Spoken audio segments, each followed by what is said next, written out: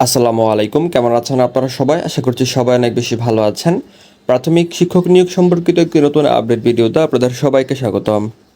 প্রাথমিকের তৃতীয় ধাপের মৌখিক পরীক্ষা কবে জানালেন অধিদপ্তর, এ সম্পর্কিত একটি নিউজ প্রকাশিত হয়েছে। নিউজের বিস্তারিত অংশটি দেখব, তবে তার আগে একটা রিকোয়েস্ট, আপনারা যারা এখনও আমার এই চ্যানেলটি সাবস্ক্রাইব করেননি, পরবর্তী আপডেট ভিডিওগুলো সবার আগে পেতে চ্যানেলটি সাবস্ক্রাইব করে রাখুন। চলে যাচ্ছি ভিডিওর বিস্তারিত অংশে। সরকারি প্রাথমিক বিদ্যালয়ের সহকারী শিক্ষক নিয়োগের তৃতীয় ধাপের লিখিত পরীক্ষার ফল প্রকাশিত হয়েছে। মে মাসে এই ধাপের মৌখিক পরীক্ষা শুরুর পরিকল্পনা করা হয়েছে। প্রাথমিক শিক্ষা অধিদপ্তরের একটি সূত্র জানিয়েছেন, তৃতীয় ধাপের মৌখিক পরীক্ষার শুরুর তারিখ এখনও চূড়ান্ত করা হয়নি, তবে মে মাসের দ্বিতীয় সপ্তাহ থেকে মৌখিক পরীক্ষা শুরু করা হতে পারে। শীঘ্রই বিষয়টি জানিয়ে দেওয়া হবে। এ বিষয়ে জানতে চাইলে প্রাথমিক শিক্ষা অধিদপ্তরের মহাপরিচালক শাহ রেজওয়ান হায়াত তার ডেইলি ক্যাম্পাসকে বলেন, তৃতীয় ধাপের পরীক্ষা মে মাসের দ্বিতীয় সপ্তাহে শুরু করা হতে পারে।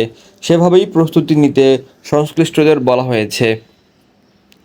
জানা গেছে, সহকারী শিক্ষক নিয়োগে তৃতীয় ধাপে ঢাকা ও চট্টগ্রাম বিভাগের জন্য গত 18 জুন বিজ্ঞপ্তি প্রকাশ করা হয়। আবেদন শুরু হয়েছিল 24 জুন। আবেদনের শেষ সময় 8 জুলাই।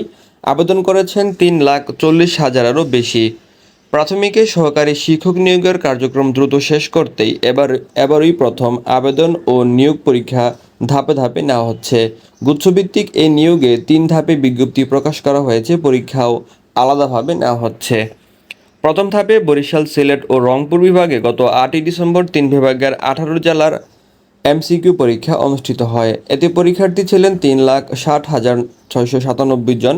লিখিত পরীক্ষায় উত্তীর্ণ হন 9,337 জন। এসব প্রার্থী পরে মৌখিক পরীক্ষায় অংশ নেন।